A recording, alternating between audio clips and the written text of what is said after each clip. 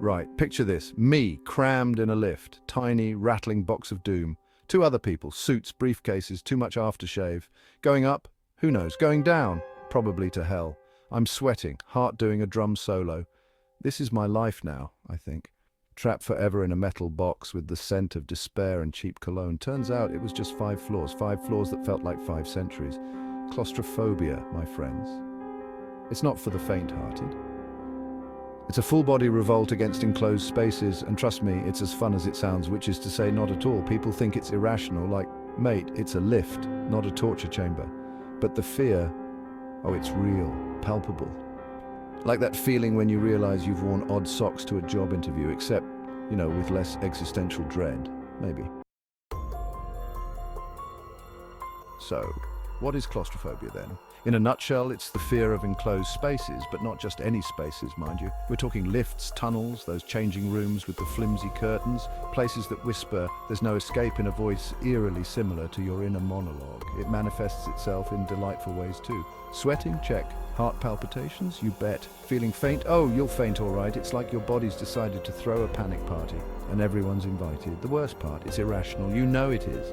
But try telling that to your brain, which has decided that the broom cupboard is a portal to another dimension where spiders wear monocles and judge your life choices.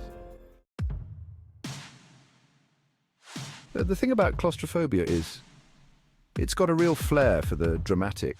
It loves a good entrance. Take crowded rooms, for instance. 1 minute you're sipping a lukewarm beverage, making small talk. The next, you're trapped in a sea of humanity, each body pressing in, stealing your air, your space, your will to live.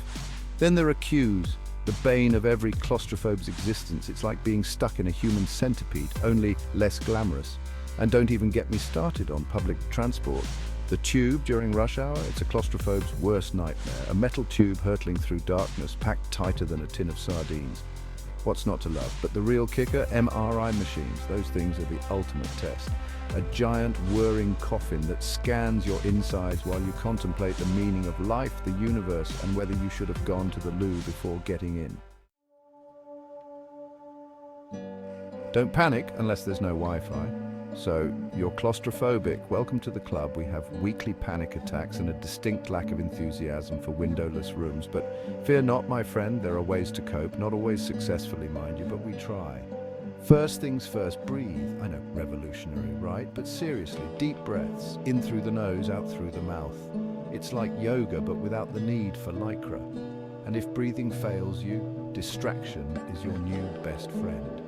Phone a friend, scroll through social media, contemplate the existential dread of existence. Anything to take your mind off the walls closing in. Just remember, when it comes to claustrophobia, laughter is the best medicine. Well, that and maybe a mild sedative, but laughter's cheaper. Zen and the art of not freaking out. Now, I'm not saying it's easy. Overcoming claustrophobia is a journey, not a sprint. It's like trying to find a decent flat in London. Long, arduous, and often ending in disappointment, but there are things you can do. Exposure therapy, for one. Start small, spend 5 minutes in the coat cupboard, graduate to the lift. Eventually, you'll be conquering those tiny changing rooms with the confidence of a seasoned pro. Or, you'll just learn to accept that some things are best avoided, like those changing rooms, and remember, you're not alone. Claustrophobia affects millions. Millions, that's like a whole lot of people who understand the sheer terror of a crowded elevator. Find your people, share your stories, laugh or cry together. It's all part of the fun. Still trapped? There's an app for that. In the end, claustrophobia is just another one of life's little quirks, like that weird mole on your aunt's chin or your neighbor's unhealthy obsession with garden gnomes. It's there, it's annoying, but you learn to live with it. And who knows, maybe one day they'll invent an app for that.